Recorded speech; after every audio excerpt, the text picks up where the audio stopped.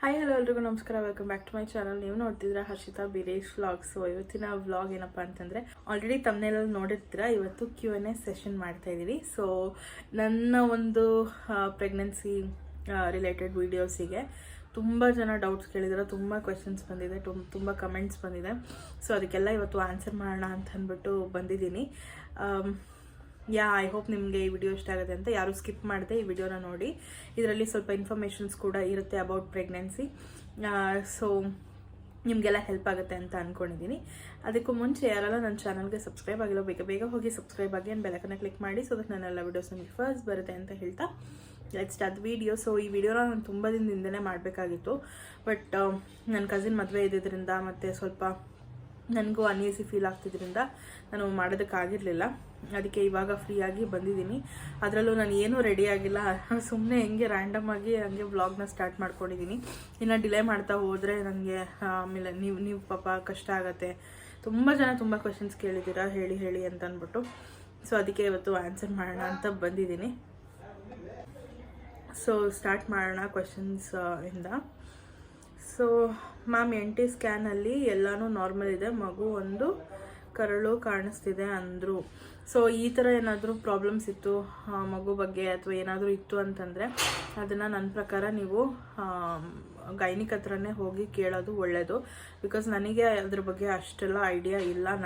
ನನ್ನ ಎಕ್ಸ್ಪೀರಿಯನ್ಸ್ ಏನಿದೆಯೋ ಅದನ್ನು ಮಾತ್ರ ನಾನು ಇಲ್ಲಿ ಶೇರ್ ಮಾಡ್ಕೊಳ್ಳೋದಕ್ಕೆ ಅಂತ ಬಂದಿದ್ದೀನಿ. ನನಗೆ ಏನೇನು ಎಕ್ಸ್ಪೀರಿಯನ್ಸ್ ಆಗುತ್ತೋ ಅದನ್ನೆಲ್ಲ ನಿಮ್ಮ ಹತ್ರನೂ ಶೇರ್ ಮಾಡ್ಕೊತೀನಿ. ಆವಾಗ ಗೊತ್ತಾಗತ್ತೆ ನಿಮಗೂ ಏನೇನು ಅಂತ ಅಂದ್ಬಿಟ್ಟು. ಸೊ ಈ ಥರ ಕಾಂಪ್ಲಿಕೇಶನ್ಸ್ ಇದ್ದಾಗ ನೀವು ಗೈನಿಕ್ ಹತ್ರನೇ ಹೋಗಿ ಕನ್ಸಲ್ಟ್ ಮಾಡ್ಬೋದು.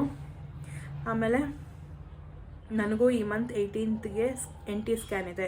So all the best. NT scan ಚೆನ್ನಾಗಾಗಲಿ ನಿಮ್ಮದು, ಬಿಕಾಸ್ ಅದೇ ಮೇಯ್ನ್ ಇಂಪಾರ್ಟೆಂಟು. ಸೊ ನೆಕ್ಸ್ಟ್ ಬಂದು, ಎಷ್ಟು ವೀಕ್ಗೆ ನೀವು NT ಸ್ಕ್ಯಾನ್ ಮಾಡಿಸಿದ್ದು ಮತ್ತು ಕಾಸ್ಟ್ ಎಷ್ಟು ಆಯಿತು ಮ್ಯಾಮ್ ಪ್ಲೀಸ್ ಹೇಳಿ. ನನಗೂ ಈ ಮಂತ್ ಸ್ಕ್ಯಾನ್ ಹೇಳಿದ್ದಾರೆ, ಅದಕ್ಕೆ ಹೆಲ್ಪ್ ಆಗುತ್ತೆ. ಸೊ ನನಗೆ ಎಷ್ಟು ವೀಕಿಗೆ, 3rd ಮಂತಿಗೆ ನನಗೆ NT ಸ್ಕ್ಯಾನ್ ಹೇಳಿದ್ದು. ವೀಕ್ಸ್ ಪ್ರಕಾರ ನೋಡೋಕೆ ಹೋದರೆ ನನಗೆ ಅಷ್ಟು ನೆನಪಿಲ್ಲ ಯಾವ ವೀಕ್ ಅಂತ ಅಂದ್ಬಿಟ್ಟು. ಬಟ್ 3rd ಮಂತ್ ಕಂಪ್ಲೀಟ್ ಆಗೋ ಟೈಮಿಗೆ ಅದನ್ನು ಸ್ಕ್ಯಾನ್ ಮಾಡಿಸಿ ಅಂತ ಹೇಳಿದ್ದು. ಸೊ ಈ ಸ್ಕ್ಯಾನಿಂಗಿಗೆ ಬಂದು ಎಷ್ಟು ದುಡ್ಡು? 1200 1000 ರೂಪೀಸ್, 1000 to 1200 ಇಷ್ಟರಲ್ಲಿ ಅದಕ್ಕೆ ಚಾರ್ಜ್ ಮಾಡ್ತಾರೆ. ಸೊ ಡಿಫರ್ ಆಗುತ್ತೆ, ಒಂದೊಂದು ಡಯಾಗ್ನೋಸ್ಟಿಕ್ ಸೆಂಟರ್ಗೂ ಬೇರೆ ಡಯಾಗ್ನೋಸ್ಟಿಕ್ ಸೆಂಟರ್ಗೂ ಡಿಫರ್ ಆಗುತ್ತೆ. ಸೊ ಹತ್ರ ಯಾವುದಿದೆ ಅದನ್ನು ಕೇಳಿಕೊಂಡು ನೀವು ಅಲ್ಲೋಗಿ ಮಾಡಿಸ್ಕೊಬೋದು ಎಷ್ಟು ಏನು ಎತ್ತ ಅಂತ. ನನಗೆ 1000 ರೂಪೀಸ್ ಬಿದ್ದಿತ್ತು ಅಷ್ಟೇ. ನೆಕ್ಸ್ಟು ಕಾಸ್ಟ್ ಎಷ್ಟು ಡಿಯರ್ ಡಬಲ್ ಮಾರ್ಕರ್ ಟೆಸ್ಟಿಗೆ?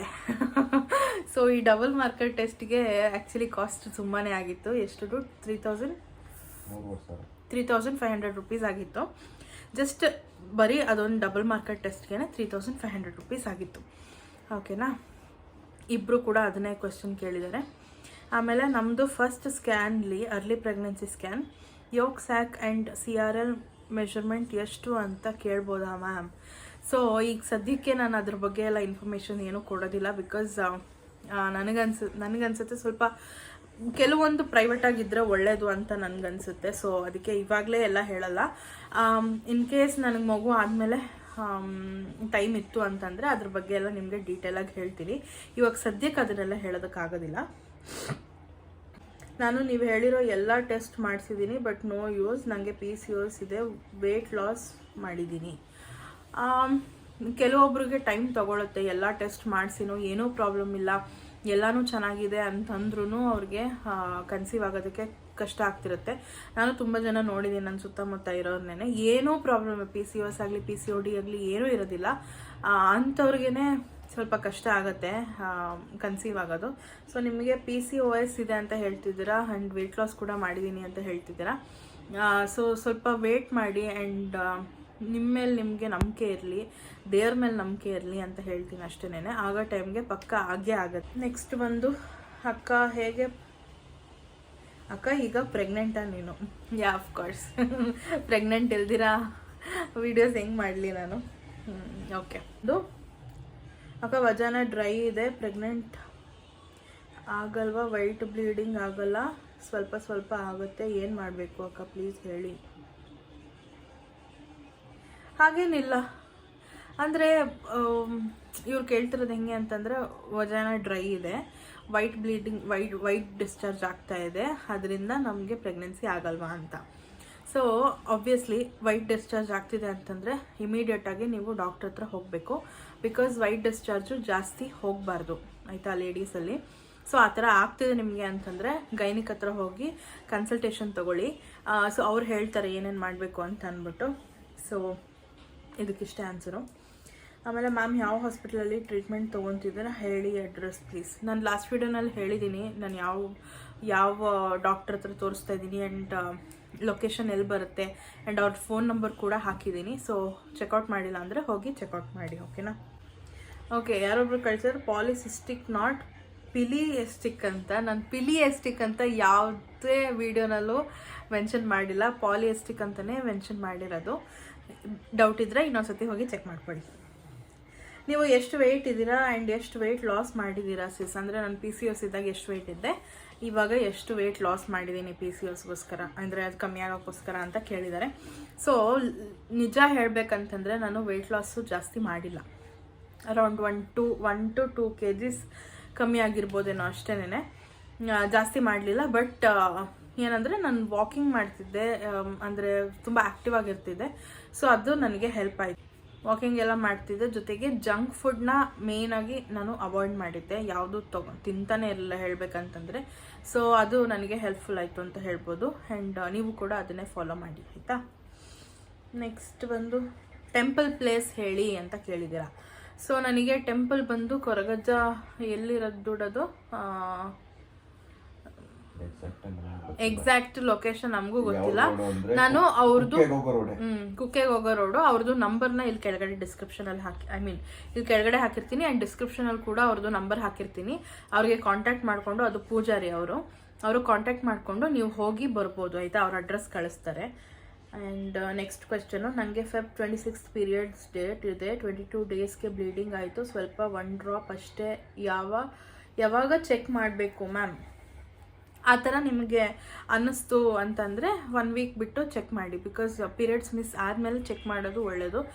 ಸ್ಪಾಟಿಂಗ್ ಆಗ್ತಿತ್ತು ಅಂತಂದರೆ ಆಬ್ವಿಯಸ್ಲಿ ಅದು ಏನದು ಇಂಪ್ಲಾಂಟೇಷನ್ ಬ್ಲೀಡಿಂಗ್ ಅಂತ ಅನಿಸುತ್ತೆ ಆಯಿತಾ. ಬಿಕಾಸ್ ಅದು ಕನ್ಫರ್ಮ್ ಆಗಿ ಅದೇ ಬ್ಲೀಡಿಂಗ್ ಅಂತ ಹೇಳೋದಕ್ಕಾಗಲ್ಲ. ಸ್ಪಾಟಿಂಗ್ ಆಯಿತು ಪೀರಿಯಡ್ಸ್ಗೂ ಮುಂಚೆ ಅಂದರೆ ಅದೇ ಇರಬಹುದು ಅಂತ ನಮ್ಗೆ ಗೆಸ್ ಇರ್ಬೋದು. ಸೊ ನೆಕ್ಸ್ಟು ನೀವು ಪೀರಿಯಡ್ಸ್ ಮಿಸ್ ಆದಾಗ ನೀವು ಒಂದ್ಸತಿ ಚೆಕ್ ಮಾಡ್ಕೊಳ್ಳೋದು ಒಳ್ಳೆಯದು, ಓಕೆನಾ. So hi Harshitha, even me also suffering this problem, I don't know why I am a fan of you nowadays. Oh thank you so much. And after ovulation intercourse ಮಾಡಿದರೆ is this ಓಕೆನಾ? Please ಹೇಳಿ, ಇದಕ್ಕೆ answer ಕೊಡಿ please. ನಾನು ತುಂಬ ದಿನದಿಂದ try ಮಾಡ್ತಾ ಇದ್ದೀವಿ, ಪ್ಲೀಸ್ ಹೇಳಿ. ಆಫ್ಟರ್ ಓವ್ಯುಲೇಷನು ಕೂಡ ಇಂಟರ್ಕೋರ್ಸ್ ಮಾಡ್ಬೋದು. ಬಟ್ ಏನಂತಂದರೆ ಓವ್ಯುಲೇಷನ್ ಆಗಿ 1 to 2 ಡೇಸ್ ನಮ್ಮ ಇದರಲ್ಲಿ ಏನದು ಯೂಟ್ರಸಲ್ಲಿ ಎಗ್ ಹಂಗೆ ಇರುತ್ತೆ ಆಯಿತಾ. ಅದಾದಮೇಲೆ ನೀವು ಏನೇ ಟ್ರೈ ಮಾಡಿದ್ರು ನೋ ಯೂಸ್. ಓವ್ಯುಲೇಷನ್ ಆಗಿ 1 to 2 ಡೇಸ್ ಒಳಗೆ ಟ್ರೈ ಮಾಡಿದರೆ ಪಕ್ಕ ಕನ್ಸೀವ್ ಆಗ್ತೀರಾ. ಅದಾದಮೇಲೆ ಟ್ರೈ ಮಾಡ್ತೀರಾ ಅಂತಂದರೆ ಇಟ್ ಇಸ್ ವೇಸ್ಟ್. ಅಂದರೆ ಅದು ಎಗ್ ಇರೋದಿಲ್ಲ ಆಯಿತಾ, ರಪ್ಚರ್ ಆಗಿಬಿಟ್ಟಿರುತ್ತೆ ಅಷ್ಟರಲ್ಲಿ. ಸೊ ಅವಾಗ ಕನ್ಸೀವ್ ಆಗೋ ಚಾನ್ಸಸ್ ತುಂಬ ಕಮ್ಮಿ ಇರುತ್ತೆ, ಓಕೆನಾ. ಆದರೂ ಆಗ್ಬೋದು, ಏನು ಪ್ರಾಬ್ಲಮ್ ಏನಿಲ್ಲ. ಯಾವಾಗಿಂದ ಪೀರಿಯಡ್ಸ್ ಇರೆಗ್ಯುಲರ್ ಇತ್ತು? ಸೊ ನನಗೆ ಪೀರಿಯಡ್ಸು ನಾನು ಫಸ್ಟ್ ಸ್ಟಾರ್ಟಿಂಗ್ ಅಂದರೆ ನಾನು ಮೆಚೂರ್ಡ್ ಆದಾಗಿಂದನೂ ಪೀರಿಯಡ್ಸ್ ನನಗೆ ಇರ್ರೆಗ್ಯುಲರೇ ಇತ್ತು. ಬಟ್ ಯಾಕೆ ಏನು ಅಂತ ಗೊತ್ತಿರಲಿಲ್ಲ, ಸ್ಟಾರ್ಟಿಂಗ್ ಅಲ್ವಾ ಅಂತ ನಾವು ಸುಮ್ಮನೆ ಆಗಿಬಿಟ್ಟಿದ್ವಿ. ಆಮೇಲೆ ಹೋಗ್ತಾ ಒಂದು ಸತಿ 3 monthsವರೆಗೂ ನನಗೆ ಪೀರಿಯಡ್ಸ್ ಆಗಿರಲಿಲ್ಲ. ಸೊ ಆವಾಗ ನಾನು ಡಾಕ್ಟ್ರನ್ನ ಕನ್ಸಲ್ಟ್ ಮಾಡಿದಾಗ ಅವರು ಸ್ಕ್ಯಾನಿಂಗಾಗಿ ಹೇಳಿದರು. ಆವಾಗ ಗೊತ್ತಾಯಿತು ನನಗೆ PCOS ಇದೆ ಅಂತ ಅಂದ್ಬಿಟ್ಟು. ಸೊ ಸ್ಟಾರ್ಟಿಂಗಿಂದನೂ ನನಗೆ ಪೀರಿಯಡ್ಸ್ ಇರೆಗ್ಯುಲರೇ ಇತ್ತು. ಮ್ಯಾಮ್ PCOD ಹೇಗೆ ಕ್ಯೂರ್ ಆಯಿತು? ನನಗೆ PCOD ಇರಲಿಲ್ಲ ಗೈಸ್, ನಂಗೆ PCOS ಇದ್ದಿದ್ದು. ಸೊ ಕ್ಯೂರ್ ಆಯಿತು ಅಂತ ನಾನು ಹೇಳೋದಕ್ಕೆ ಹೋಗೋದಿಲ್ಲ, ಅದು ಕಮ್ಮಿ ಆಯಿತು, ಓಕೆನಾ. ನಾವು ಯಾವಾಗ ಡಾಕ್ಟರ್ ಹತ್ರ ಕನ್ಸಲ್ಟ್ ಮಾಡ್ತೀವೋ ಅವರು ಸ್ವಲ್ಪ ಟ್ಯಾಬ್ಲೆಟ್ಸ್ ಕೊಡ್ತಾರೆ ಅದೆಲ್ಲ ಕ್ಲಿಯರ್ ಆಗೋದಕ್ಕೆ. ಜೊತೆಗೆ ನಮ್ಮದು ಕೂಡ ಹೋಮ್ವರ್ಕ್ ಇರಬೇಕು. ಹೆಂಗೆ ಅಂತಂದರೆ ವಾಕಿಂಗ್ ಆಗಲಿ ಅಥವಾ ಡಯಟಿಂಗ್ ಆಗಲಿ ಅಥವಾ ಏನದು ಜಂಕ್ ಫುಡ್ನೆಲ್ಲ ಅವಾಯ್ಡ್ ಮಾಡೋದಾಗಲಿ ಅದೆಲ್ಲ ಮಾಡ್ಕೊಳ್ಬೇಕು, ಓಕೆನಾ. ಅದೆಲ್ಲ ಮಾಡ್ಕೊಂಡಾಗ ಕಮ್ಮಿ ಆಗುತ್ತೆ, ಯಾವುದು ಪರ್ಮನೆಂಟಾಗಿ ಹೋಗೋದಿಲ್ಲ, ಓಕೆನಾ. ಹಲೋ ಮೇಡಮ್, ಅಟ್ಲೀಸ್ಟ್ ಯಾವ ಮಂತ್ರ ಅಂತ ಹೇಳೋಕ್ಕೆ ಇಷ್ಟೊಂದು ವೆಯ್ಟ್ ಮಾಡಿಸ್ತೀರಲ್ಲ. ನಾನು ಲಾಸ್ಟ್ ವೀಡಿಯೋನಲ್ಲೇ ಹೇಳಿದ್ದೀನಿ ಯಾವ ಮಂತ್ರ ಅಂತ ಅಂದ್ಬಿಟ್ಟು. ಯಾಕೆ ನೀವು ನೋಡಿಲ್ಲ ಅಂತಂದರೆ ದಯವಿಟ್ಟು ಹೋಗಿ ನೋಡಿ ಯಾವ ಮಂತ್ರ ಮತ್ತು ಅದನ್ನು ಹೇಗೆ ಉಚ್ಚರಿಸ್ಬೇಕು ಅಂತಲೂ ಕೂಡ ಅದರಲ್ಲಿ ಮೆನ್ಷನ್ ಮಾಡಿದ್ದೀನಿ. ಹೋಗಿ ಚೆಕ್ಔಟ್ ಮಾಡಿ, ಓಕೆನಾ. ಈ ಮಂತ್ರ ನಾನು 1 ಮಂತಿಂದ ಕೇಳ್ತಾ ಇದ್ದೀನಿ. ವೆರಿ ಗುಡ್, ಕೇಳಿ. ಅದು ವರ್ಕ್ ಆಗುತ್ತೆ. ನಮ್ಮ ಒಂದು ಏನಂತಾರೆ ಬಿಲೀಫ್ ಮೇಲೆ ಅದು ಎಲ್ಲನೂ ನಿಂತಿರುತ್ತೆ. ಸೊ ಯಾರೋ ಒಬ್ಬರು ಕಳಿಸಿದ್ದಾರೆ 9th ಮಂತ್ 12 days ಆಗಿತ್ತು, ಬಟ್ ವಾಟರ್ ಬ್ರೇಕ್ ಆಗಿ ಬೇಬಿದು ಡೆತ್ ಆಯಿತು, ನಿಮಗೆ ಒಳ್ಳೇದಾಗಲಿ ಅಂತ ಕಳಿಸಿದ್ದಾರೆ. I feel so bad for that lady. I am sorry, ಇದನ್ನು ಹೇಳಬೇಕಾಗಿ ಬಂತು. ಬಿಕಾಸ್ ಈ ಥರ ಎಲ್ಲರಿಗೂ ಆಗುತ್ತೆ ಅಂತ ಹೇಳೋದಕ್ಕಾಗಲ್ಲ, ಹಾಗಂತ ಯಾರಿಗೂ ಆಗೋದೇ ಇಲ್ಲ ಅಂತಲೂ ಹೇಳೋದಕ್ಕಾಗಲ್ಲ. ಕೆಲವೊಬ್ರಿಗೆ ಈ ಥರ ಆಗೋ ಚಾನ್ಸಸ್ ಇರುತ್ತೆ, ಕೊಟ್ಟು ಕಿತ್ಕೊಳ್ಳೋ ಥರದ್ದು. ಸೊ ಹಂಗೆ ನೋಡೋಕೆ ಹೋದರೆ ನಮ್ಗೆ ಏನೇ ಆದರೂ ಅದೆಲ್ಲ ಒಳ್ಳೇದಕ್ಕೆ ಅಂತಲೇ ಅಂದ್ಕೊಂಡು ನಾವು ಮುಂದಕ್ಕೆ ಹೋಗ್ತಾ ಇರಬೇಕು. ಅದ್ರ ಬಗ್ಗೆ ಅಷ್ಟೊಂದು ತಲೆ ಕೆಡಿಸ್ಕೊಳ್ಳೋದಕ್ಕೆ ಹೋಗಬೇಡಿ. ತಲೆ ಕೆಡಿಸ್ಕೊಳ್ಳಬೇಡಿ ಅಂತ ಹೇಳೋದು ಕಷ್ಟನೇ, ಬಟ್ ಸ್ಟಿಲ್ ಇದಕ್ಕಿಂತ ಒಂದೊಳ್ಳೆ ಏನದು ಮಗು ನಿಮಗೆ ಸಿಗುತ್ತೆ ಅಂತ ನಾನು ಹೇಳ್ತೀನಿ. ಆ್ಯಂಡ್ ಬ್ಲೆಸ್ ಕೂಡ ಮಾಡ್ತೀನಿ. ಸೊ ಜಾಸ್ತಿ ಅದ್ರ ಬಗ್ಗೆ ಯೋಚನೆ ಮಾಡೋದು ಬಿಟ್ಟು ನಿಮ್ಮ ಒಂದು ಬೇರೆ ಕೆಲಸಗಳಲ್ಲಿ ತೊಡಗಿಸ್ಕೊಳ್ಳಿ, ಒಳ್ಳೆಯದೇ ಆಗುತ್ತೆ ನಿಮಗೂ ಅಂತ ಹೇಳ್ತೀನಿ ನಾನು. ಸೊ ನೆಕ್ಸ್ಟ್ ಬಂದು ಕೊರಗಜ್ಜ ಟೆಂಪಲ್, ಆದಿಸ್ಥಳ ಮಂಗಳೂರು. ಹೌದು, ಕೊರಗಜ್ಜ ಆದಿಸ್ಥಳ. ಬಟ್ ನಾವು ಆದಿಸ್ಥಳಕ್ಕೆ ಹೋಗಿಲ್ಲ, ಬೇರೆ ಟೆಂಪಲ್ಲು. ಅದು ಬಂದು ಕುಕ್ಕೆ ಹತ್ರ ಇರೋದು. ಸೊ ಅವ್ರ ನಂಬರ್ ಹಾಕಿದ್ದೀನಿ ಆಲ್ರೆಡಿ ಡಿಸ್ಕ್ರಿಪ್ಷನಲ್ಲಿ, ಹೋಗಿ ಕಾಲ್ ಮಾಡ್ಕೊಳ್ಳಿ, ಓಕೆನಾ. ಮ್ಯಾಮ್ 2 month ಆಗಿದೆ ನನ್ನ ಪ್ರೆಗ್ನೆನ್ಸಿ ಆಗಿ, ಅದನ್ನು ತೆಗೆಯೋದು ಹೇಗೆ ಮ್ಯಾಮ್ ಪ್ಲೀಸ್ ಹೇಳಿ. ಮನೇಲಿ ಏನಾದರೂ ಮಾಡಿ ತೆಗಿಬೇಕು ma'am, please please please. Oh my God, ನಿಜವಾಗ್ಲೂ ಗೈಸ್ ಈ ಥರ ಎಲ್ಲ ನನಗೆ ಕಮೆಂಟ್ಸ್ ಹಾಕೋಕ್ಕೆ ಹೋಗಬೇಡಿ. ಎಷ್ಟು ಜನ ನೀವೇ ನೋಡಿದಾಗೆ ಎಷ್ಟು ಜನ ಪ್ರೆಗ್ನೆನ್ಸಿ ಆಗಲಿ ಆಗಲಿ ಆಗಲಿ ಅಂತ ಅಂದ್ಬಿಟ್ಟು ಎಷ್ಟು ಜನ ನನಗೆ ಮೆಸೇಜ್ ಕಾಮೆಂಟ್ಸ್ ಮಾಡಿದ್ದೀರಾ. ಬಟ್ ಈ ಥರ ಒಂದು ಕೆಲಸ ಮಾಡೋದಕ್ಕೆ ಹೋಗಬೇಡಿ ದಯವಿಟ್ಟು. ಅದನ್ನು ನಾನು ಕೂಡ ಹೇಳೋದಿಲ್ಲ ಹೆಂಗೆ ಏನು ಎತ್ತ ಅಂತ ಅಂದ್ಬಿಟ್ಟು. But I don't know, God bless you ಅಷ್ಟೇ. ನಾನು ಏನೂ ಹೇಳೋಲ್ಲ ಅದ್ರ ಬಗ್ಗೆ. ನನಗೂ ಮ್ಯಾರೇಜ್ ಆಗಿ 3 years ಆಗಿದೆ. ನಾನು ವೇಟ್ ಮಾಡ್ತಾ ನಾನು ಒಳ್ಳೆ ಡಾಕ್ಟ್ರ್ ಹತ್ರನೇ ತೋರಿಸ್ತಾ ಇದ್ದೀನಿ. ಕ್ಯಾನ್ ಯು ಶೇರ್ ದಿ ಮಂತ್ರ, ಯೂಸ್ ಆಗುತ್ತೆ ನನಗೂ. ಅದು ಆಲ್ರೆಡಿ ಶೇರ್ ಮಾಡಿದ್ದೀನಿ ನನ್ನ ಮಂತ್ರನ ಲಾಸ್ಟ್ ವೀಡಿಯೋನಲ್ಲಿ. ಚೆಕ್ಔಟ್ ಮಾಡಿಲ್ಲ ಅಂದರೆ ಹೋಗಿ ಚೆಕ್ಔಟ್ ಮಾಡಿ, ಇಲ್ಲ ನಾನು ಡಿಸ್ಕ್ರಿಪ್ಷನಲ್ಲಿ ಆ ವಿಡಿಯೋದ ಲಿಂಕ್ ಹಾಕಿರ್ತೀನಿ, ಹೋಗಿ ಚೆಕ್ಔಟ್ ಮಾಡಿ. ನಿಮಗೆ ಏಜ್ ಎಷ್ಟು ಸಿಸ್ಟರ್ ಅಂತ ಕೇಳಿದ್ದೀರಾ. ಸೊ ನನಗೀಗ 25 ಕಂಪ್ಲೀಟ್ ಆಗಿ 26 ರನ್ನಿಂಗ್ ಆಯಿತಾ. ನೆಕ್ಸ್ಟು PCOS ನಿಂದ ಮುಖದ ಮೇಲೆ ಹೇರ್ ಬರುತ್ತೆ ಅಲ್ಲ, ಅದಕ್ಕೆ ಸೊಲ್ಯೂಷನ್ ಹೇಳಿ ಸಿಸ್ಟರ್.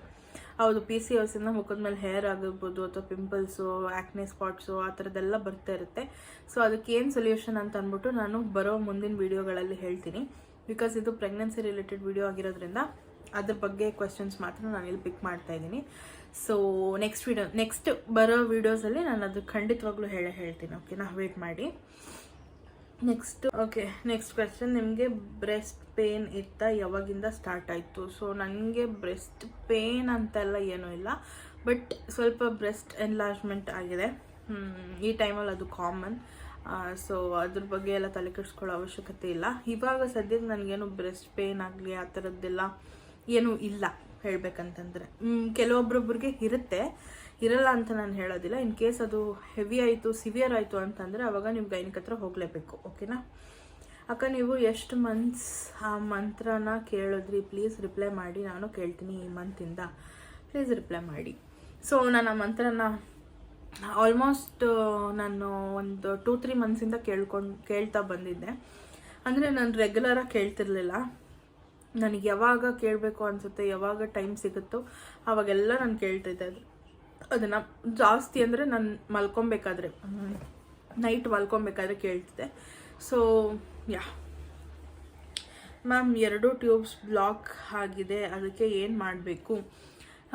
ಈ ಥರ ಎಲ್ಲ ಕ್ವೆಶನ್ಸು ಹೆಂಗೆ ಅಂತಂದರೆ, 2 ಟ್ಯೂಬ್ಸ್ ಬ್ಲಾಕ್ ಆಗಿದೆ ಅಂತಂದರೆ gynaec is the best answer for you. ಅವ್ರ ಹತ್ರ ಹೋಗಿ ಏನು ಟ್ರೀಟ್ಮೆಂಟ್ ತೊಗೊಬೇಕೋ ಅದನ್ನೆಲ್ಲ ತೊಗೊಳ್ಳಿ. ಅವರು ಟ್ರೀಟ್ ಮಾಡ್ತಾರೆ ಚೆನ್ನಾಗೇ. ನನಗಿಂತ ಅವ್ರಿಗೆ ಚೆನ್ನಾಗಿ ಗೊತ್ತಿರುತ್ತೆ. ನನಗೆ ನನ್ನ ಎಕ್ಸ್ಪೀರಿಯೆನ್ಸ್ ಮಾತ್ರ ನಾನು ಹೇಳೋಕ್ಕಾಗೋದು.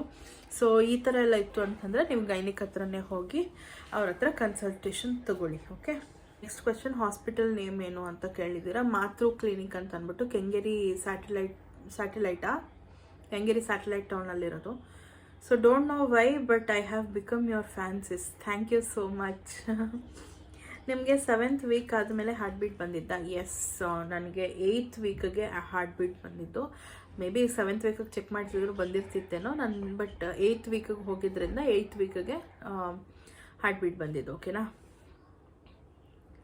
ನೆಕ್ಸ್ಟ್ ಒಂದು ಸಿಸ್, ನಾನು ಟ್ರೀಟ್ಮೆಂಟ್ ತೊಗೋತಿದ್ದೀನಿ PCOSಗೆ, ಬಟ್ ನಾನು ಇರ್ರೆಗ್ಯುಲರ್ ಆಗಿ ಪೀರಿಯಡ್ ಆಗುತ್ತೆ. ಟ್ರೀಟ್ಮೆಂಟ್ ತಗೊಂಡ್ರಿದ್ದಿಂದ ಬಟ್ ಈ ಸತಿ ಮಿಸ್ ಆಗಿ 7th ಡೇ ಬಾ ಅಂತ ಹೇಳಿದ್ದಾರೆ. ನಾನು ಹೋದರೆ ಟೆಸ್ಟ್ ಮಾಡಿದ್ರು ನೆಗೆಟಿವ್ ಬರ್ತಿದೆ, ಆದರೆ ಮತ್ತೆ 1 ವೀಕ್ ಬಿಟ್ಟು ಬನ್ನಿ ಅಂತ ಹೇಳಿದ್ದಾರೆ. ಟ್ಯಾಬ್ಲೆಟ್ ಕೊಟ್ಟಿದ್ರು, ಆವಾಗ ತೊಗೊಂಡಿದ್ದೀನಿ. ಬಟ್ ಮಿಸ್ ಆಗಿ ಪೀರಿಯಡ್ ಪಾಸಿಟಿವ್ ಬರ್ತಿಲ್ಲ. ಮಿಸ್ ಆದರೂ ಪೀರಿಯಡ್ ಪಾಸಿಟಿವ್ ಬರ್ತಿಲ್ಲ. ಏನು ಪ್ರಾಬ್ಲಮ್ ಹೇಳಿ ಸಿಸ್, ಪ್ಲೀಸ್ ರಿಪ್ಲೈ ಮಾಡಿ.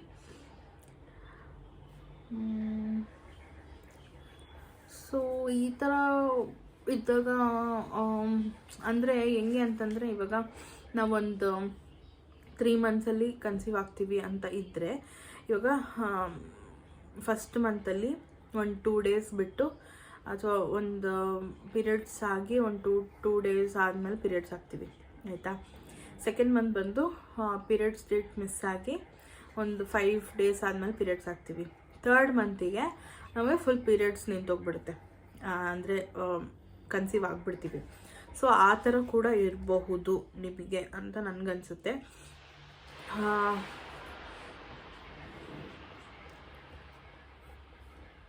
ಬಟ್ ವೆಯ್ಟ್ ಮಾಡಿ, ಇನ್ನು ಟೈಮ್ ಇದೆ. ಇನ್ನು 7th ಡೇಗಲ್ವಾ ನೀವು ಚೆಕ್ ಮಾಡಿರೋದು. ಒಂದು 15 ಡೇಸ್ ಅಥವಾ 20 ಡೇಸ್ವರೆಗೂ ವೆಯ್ಟ್ ಮಾಡಿ, ಅದಾದಮೇಲೆ ಚೆಕ್ ಮಾಡಿ. ಇನ್ ಕೇಸ್ ಕನ್ಸೀವ್ ಆಗಿಲ್ಲ ಅಥವಾ ಪೀರಿಯಡ್ಸ್ ಆಗೋಯ್ತು ಅಂತಂದರೆ ಮತ್ತೆ ನೆಕ್ಸ್ಟ್ ಮಂತಿಂದ ನೀವು ಅದೇ ಥರನೇ ಸೈಕಲ್ನ ಟ್ರೈ ಮಾಡ್ಬೋದು. ಓಕೆ ಮ್ಯಾಮ್, ನಿಮಗೆ ಓವ್ಯುಲೇಷನ್ ಸೈನ್ ಗೊತ್ತಾಗದಾಗ ಪ್ರೆಗ್ನೆನ್ಸಿ ಆಗಿದ್ರಾ? ಎಷ್ಟು ದಿನದಲ್ಲಿ ನೀವು ಪ್ರೆಗ್ನೆನ್ಸಿಗೆ ಟ್ರೈ ಮಾಡಿದ್ದು? ಸೊ ನನಗೆ ಓವ್ಯುಲೇಷನ್ ಗೊತ್ತಾದಾಗ ನಾನು ಪ್ರೆಗ್ನೆಂಟ್ ಆಗಿರಲಿಲ್ಲ. ಓವ್ಯುಲೇಷನ್ ಆಗಿ ಅಂದರೆ ಓವ್ಯುಲೇಷನ್ ಪೇಯ್ನ್ ಗೊತ್ತಾಗಿ 1-2-3 ಮಂತ್ಸ್ಗೆ ನಾನು ಕನ್ಸೀವ್ ಆಗಿದ್ದು. ಓಕೆನಾ. ಎಷ್ಟು ದಿನ ಟ್ರೈ ಮಾಡಿದ್ರಿ ಅಂದರೆ, ಆಫ್ಕೋರ್ಸ್ ಆಲ್ಮೋಸ್ಟ್ ಒಂದು 3 to 4 ಮಂತ್ಸ್ ಟ್ರೈ ಮಾಡಿದ್ದೀವಿ. ದೆನ್ ಮ್ಯಾಮ್, Feb 1ಗೆ 1 ಮಂತ್ ಆಯಿತು, ಪೀರಿಯಡ್ಸ್ ಆಗಿಲ್ಲ, ಸ್ವಲ್ಪ ಸ್ಟಮಕ್ ಪೇಯ್ನ್ ಇದೆ, ಮೈಕೈ ನೋವಿದೆ, ಸ್ವಲ್ಪ ನನಗೆ PCOS ಇದೆ, ಪ್ರೆಗ್ನೆನ್ಸಿ ಎಕ್ಸ್ಪೆಕ್ಟ್ ಮಾಡ್ಬೋದಾ ಹೇಳಿ ಮ್ಯಾಮ್.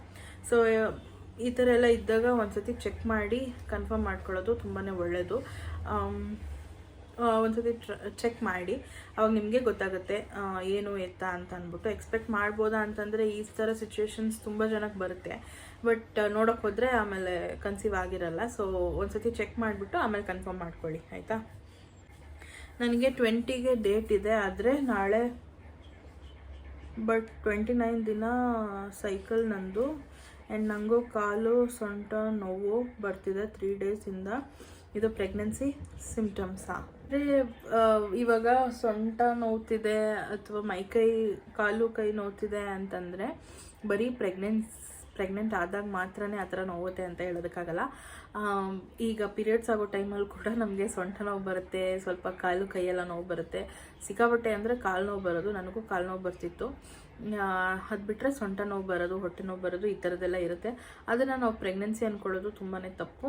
ಇನ್ ಕೇಸ್ ನಿಮ್ಗೆ ಡೌಟ್ ಇತ್ತು ಅಂತಂದರೆ ನೀವು ಕಿಟ್ ತೊಗೊಂಡು ಚೆಕ್ ಮಾಡ್ಕೋಬೋದು. ಓಕೆನಾ. ನನಗೆ Jan 1ಗೆ ಪೀರಿಯಡ್ಸ್ ಆಗಿದೆ, ಆಮೇಲೆ ಪೀರಿಯಡ್ಸ್ ಆಗಿಲ್ಲ. ಬಟ್ ನಂದು ಪೀರಿಯಡ್ ಸೈಕಲ್ ಯಾವತ್ತೂ ಮಿಸ್ ಆಗಿರಲಿಲ್ಲ. Feb 18ಗೆ ಇಂಪ್ಲಾಂಟೇಷನ್ ಬ್ಲೀಡಿಂಗ್ ಆಗಿದೆ. ನೆಕ್ಸ್ಟ್ ವೀಕಲ್ಲಿ ನಾನು ಪ್ರೆಗ್ನೆಂಟ್ ಎಕ್ಸ್ಪೆಕ್ಟ್ ಮಾಡ್ಬೋದಾ? ಮೇ ಬಿ ಮಾಡ್ಬೋದು. ಆ್ಯಂಡ್ ಪ್ರೆಗ್ನೆನ್ಸಿ ಅಂದರೆ ಪೀರಿಯಡ್ಸ್ ಮಿಸ್ ಆಗಿ 1 ಡೇ ನೆಕ್ಸ್ಟ್ ಡೇ ಅಥವಾ ಅದ್ರ ನೆಕ್ಸ್ಟ್ ಡೇಗೆ ನೀವು ಚೆಕ್ ಮಾಡಿಕೊಂಡು ಕನ್ಫರ್ಮ್ ಮಾಡ್ಕೊಳ್ಳಿ. ನಿಮಗೆ ರೆಗ್ಯುಲರ್ ಆಗೇ ಇತ್ತು, ಪೀರಿಯಡ್ಸು ಮಿಸ್ಸೇ ಆಗಿರಲಿಲ್ಲ, ಇವಾಗಲೇ ಫಸ್ಟ್ ಮಿಸ್ ಆಗಿದ್ದು ಅಂತಂದರೆ ಮೇ ಬಿ ಎಕ್ಸ್ಪೆಕ್ಟ್ ಮಾಡ್ಬೋದು ನೀವು ಅಂತ ನಾನು ಹೇಳ್ತೀನಿ. ಓಕೆನಾ. ಓಕೆ, ಪ್ರೆಗ್ನೆಂಟ್ ಇರೋರಿಗೆ ಪ್ಲೀಸ್ ಪಾಸಿಟಿವ್ ಕಮೆಂಟ್ಸ್ ಹಾಕಿ. ಪಾಪ ಮೊದಲೇ ಭಯದಲ್ಲಿ ಕೇರಿಂಗ್ ಇರ್ತಾರೆ. ಸುಮ್ಮನೆ ಭಯ ಆಗೋ ಕಮೆಂಟ್ಸ್ ಹಾಕಬೇಡಿ. ಒಬ್ಬರು ಮಗುಗೆ ಏನೋ ಆದರೆ ಎಲ್ಲರ ಮಕ್ಳಿಗೂ ಹಾಗೆ ಆಗುತ್ತೆ ಅಂತ ಹೇಳೋಕ್ಕಾಗಲ್ಲ. ಪ್ಲೀಸ್ ಪಾಸಿಟಿವಿಟಿ ಅಂತ ಹಾಕಿದ್ದಾರೆ. ಸೊ ಇದು ಯಾಕೆ ಅಂತಂದರೆ ಒಬ್ಬರು ಅದೇ ಹಾಕಿದ್ರಲ್ವ 9 ಮಂತ್ ಆಗಿ 12 ಡೇಸ್ಗೆ ವಾಟರ್ ಬ್ರೇಕ್ ಆಗಿ ಮಗು ತೀರ್ಕೊಂತು ಅಂತ. ಸೊ ಅದಕ್ಕೆ ಇವರು ಈ ಕಮೆಂಟ್ ಹಾಕಿದ್ದಾರೆ. ಸೊ ಅವ್ರು ಹೇಳೋದು ಒಂಥರ ಕರೆಕ್ಟೇ, ಬಟ್ ಏನೂ ಮಾಡೋದಕ್ಕಾಗಲ್ಲ. ಅವ್ರ ಎಕ್ಸ್ಪೀರಿಯನ್ಸ್ನ ಅವ್ರು ಶೇರ್ ಮಾಡ್ಕೊಂಡಿದ್ದಾರೆ. ಸೊ ನಾನು ಹೇಗೆ ನನ್ನ ಎಕ್ಸ್ಪೀರಿಯನ್ಸ್ನ ಶೇರ್ ಮಾಡ್ಕೊತಿದ್ದೇನೋ ಅದೇ ಥರನೇ, ಏನೂ ಮಾಡೋದಕ್ಕಾಗಲ್ಲ.